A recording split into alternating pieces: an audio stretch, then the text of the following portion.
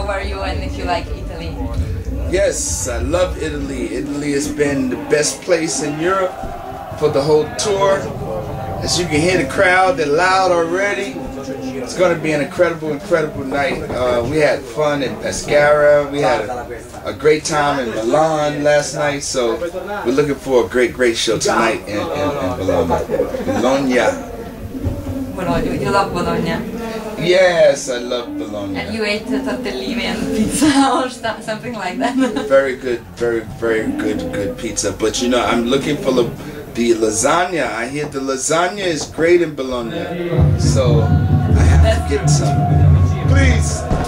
So well, starting with this interview, we want us to know you gave a huge contribution to the American hip-hop culture and to the very beginning in the Bronx and then in New York, then in the whole United States and then in the whole world.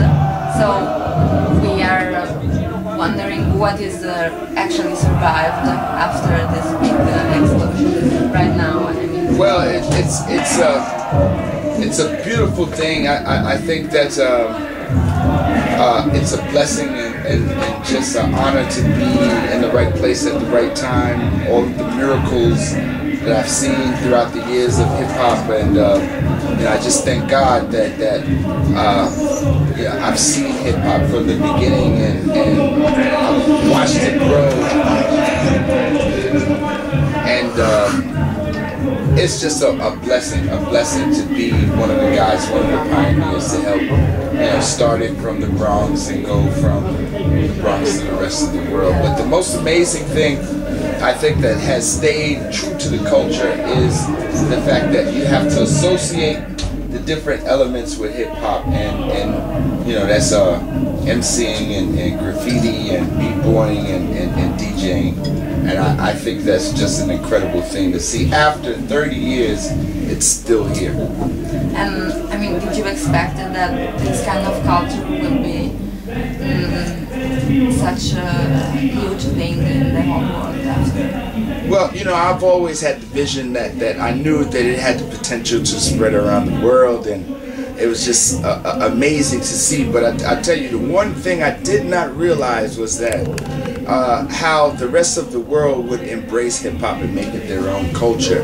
And what I mean by that is when we first started rapping, we were rapping in English, and you know, a lot of people would come up to me, "Oh, Kurtis Blow, I learned how to speak English by your song, The Breaks," but nowadays it's like you travel outside of America and people rap in their native tongues. Like you go to Germany, they rap in German. Here in Italy, they rap in Italian now. You know, Spain, Spanish, Japan, they rap in Japanese, and it's just amazing to see how the countries outside of America have now embraced it and made it their own culture, and guys are rapping in their native tongues, and they're the big pop stars of their own countries, and they're rapping in their native tongue. So that's incredible to me. And it's interesting also the fact that there is like a network in the whole world for thanks to hip hop. Right. You're here, you're playing here, and everyone knows what's happening in the States, or there is a kind of connection. Yes, and there still is a connection. It unites the world. It still is the most incredible culture that has transcended culture, and it's the world culture. So we all communicate. You know, people in Spain can find out what's happening in New York or LA, and people in LA can listen to records, you know, that are made in Germany, and it's just an incredible thing to see. And so, apart from hip hop, which kind of music do you like nowadays? I mean, come on, it's nothing like the music from the 60s and the 70s. It's the music from the 60s and 70s, soul music. You know, James Brown, the 70s with the funk and you know, Parliament Funkadelic, that type of stuff is what I listen to, what I still love. It's like the music that is still alive, you know. Yes, my favorite. And this is more like a political question, because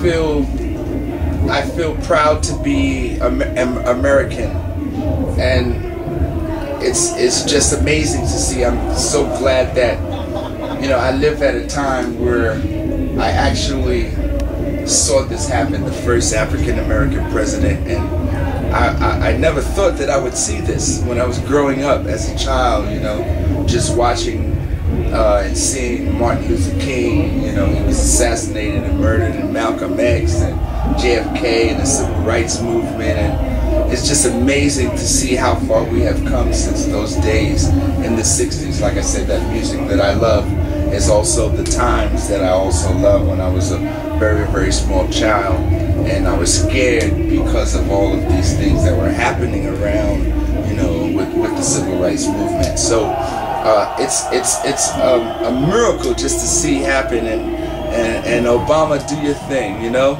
Yes, a change we could believe in. The son was born on August 4th, 1961, Obama. His mama's name is Ann for Kansas, daddy for Kenya. Then he moved to Indonesia in 67, no Jakarta, till he was 10 or 11, and back to Honolulu, his place of birth with his grandparents. Then he had to quench that thirst for knowledge to get to college out in LA, no New York, at Columbia. You know, he's one of the Honest Souls community organizer in Chicago, 85, Harvard 88, cool in school, and the first black president of the Harvard Law Review. History repeats, a change did come.